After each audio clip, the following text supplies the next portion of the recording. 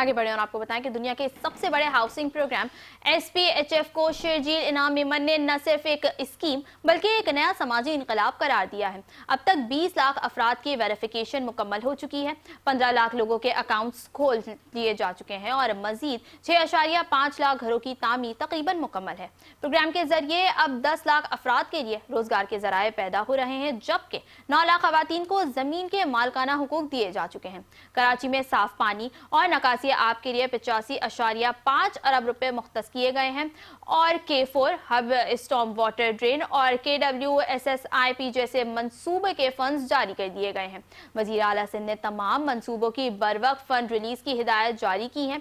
शहरी और देही इलाकों में सड़कों और राब्ता निजाम की बेहतरी पर तेजी से काम जारी है, जिसमें 620 रोड मंसूबों का खुद जायजा लिया गया, जबकि कोरंगी कॉजवे ब्रिज, अंडरपासेस और लियारी ट्रांसफॉर्मेशन मंसूबा तकमील के करीब है।